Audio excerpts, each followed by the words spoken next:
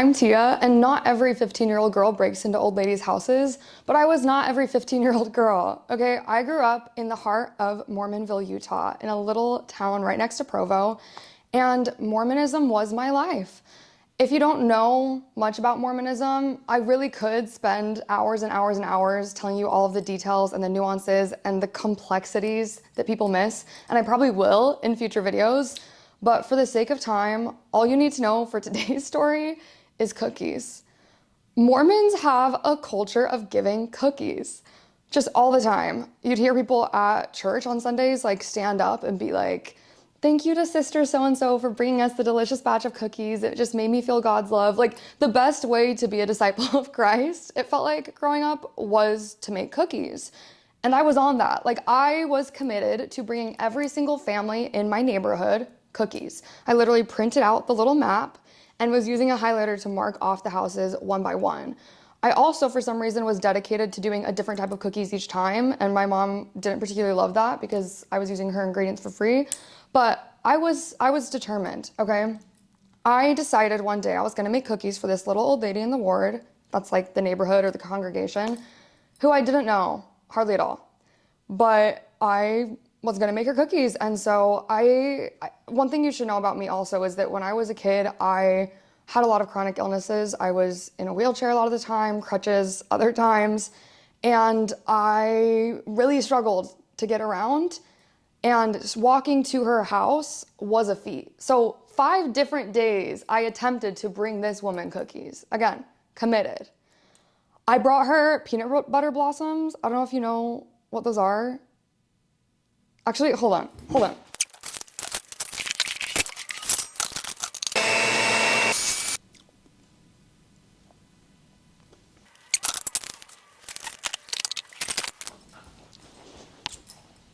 These are peanut butter blossoms.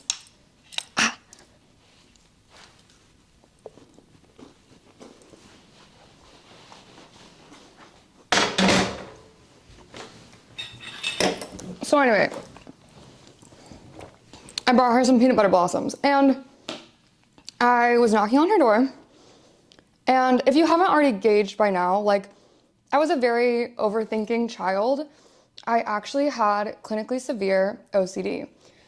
That's why I was so intense about making this map and doing it perfectly and delivering it to everybody in the neighborhood, not missing anybody, and feeling like that somehow determined like my worth to God. I was just intense, okay? A lot of people think that OCD is just tidiness and like being organized. That wasn't the case for me. My OCD latched onto religion and being good and being enough. And that meant that little tasks like bringing cookies to people in the neighborhood were really life or death. OCD can also come with something called hyper-responsibility, where you feel like you're responsible for everybody else. And as I'm standing there on her porch with my little peanut butter blossoms, I start to have this really graphic, horrifying image in my head, and I'm like, what if she's fallen and she can't get up? I've fallen and I can't get up. Like, I've seen the commercial, you've seen the commercial, this old lady could be on the floor. Information about life call 1-800-872-9100. That's 1-800-872-9100. She could be dead. Like, I need to get in there.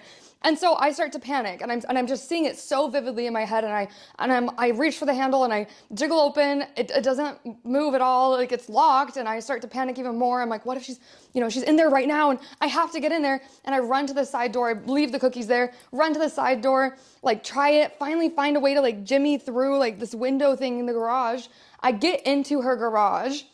I try the garage door, it opens, I'm inside her house, and it just starts to sink in what I'm doing. I'm like I just broke into this woman's house. And you know how like old people have those like really beautiful lampshades that are like stained glass, and like everything's glass in an old person's house? Everything's like jingling together as I walk, and I hear each footstep, like it jingles more and more. And I'm like, Gail, honey, are you in here? I've never met this woman in my life. I've seen her at church, but I don't know her. I'm just like so anxious. She's not responding. I'm like, she's dead. Like I start like going in different bedrooms. I'm like literally creeping around her home. I get to the top of the stairs and I'm standing there about to go down, and I just have, I don't know if you've ever had that like sinking gut feeling that something is wrong that just kind of stops you dead in your tracks. And it's like this moment of clarity that's just like, no, I had that. And I just kind of froze at the top of the steps. And I didn't know what was going on. All I knew was that I did not want to be there anymore. I run out the side door. I run across the street to another neighbor's house who I've never met, but I've only seen at church because that's Mormon community. And I knock on their door and I'm like, hi, so I'm Tia Wilson. You might know my parents. I just broke into Gail's house. Do you know where she is? I got worried that maybe she wasn't okay. I like had a bad feeling. I just had like a gut feeling. And in any other culture, that might seem really crazy. Like anyone else would be like, oh, this 16-year-old girl's insane. But in Mormonism, that made sense to him. He was like, oh yeah, you had a gut feeling, you broke in. Cool, I'll get my baseball bat. So this little old man grabs his little baseball bat and comes with me across the street to Gail's house. Now we're both inside her house, okay? I showed him how I got in. We both are inside. He's telling me, like, I'm pretty sure Gail's out of town, but things are weird. Like, there's a breeze a little bit, and I look, and, like, on the table, there's all these dead mosquitoes. And I'm like, how are all these, like, why are there hundreds of mosquitoes? How did all of these mosquitoes get into her house? And, like, where's that breeze coming from? And I turn and I look, and there's a, like, broken window, and the doorknob, like, it seems like someone broke the back window, which I hadn't tried yet, and used the doorknob to get inside. And the breeze was coming through the hole in the glass.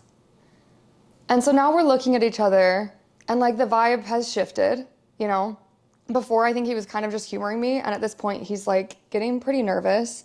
He goes to the top of the stairs, and I'm still nervous, but, like, that sinking gut feeling was gone. And so he goes downstairs, he comes back up, he's like, I think someone was here. And I think we should wipe our fingerprints off of everything. And so we just, like, start, like, using the inside of our shirt and, like, wiping our fingerprints off of things.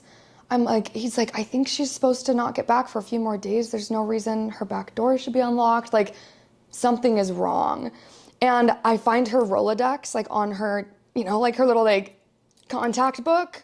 Because again, this is an elderly woman, and I'm flipping through, and I like find her kids' numbers. I like write them down just in case. Like, I think I called someone from her landline. I think it was like her son, and said, hey, I don't know, like, if Gail's house is unlocked, I don't know if you're watching it, but maybe you should come check. And just, like, left this super cryptic voicemail, and then hung up, and then wiped my fingerprints off everything again, and then go out the side door. Both of us leave. We lock up everything, pretend like nothing happened, and we're just outside. And he goes home, and I go home, and we never brought it up, and we never talked about it. And every time I saw Gail at church, I just would feel super awkward and embarrassed, but I never talked to her about it. I never talked to that man again. And to this day, I don't know what happened, okay? I don't know if there was somebody downstairs when I originally went in and they left when I got there. I don't know if there was nobody there. I don't know why her back door was unlocked. I don't know anything. I like to think that I stopped a burglary from happening with my break-in, but I really don't know, you know? And there's a lot I don't know. There are a lot of things that I was wrong about with Mormonism, and that's why I left. And there were a lot of things I was wrong about. My gut feeling, like, a lot of times my gut feeling was wrong. And that's why I got diagnosed with clinically severe OCD. But, you know, even a broken clock is right twice a day.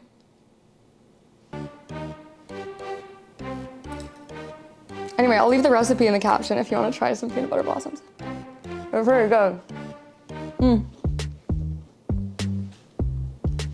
Bye.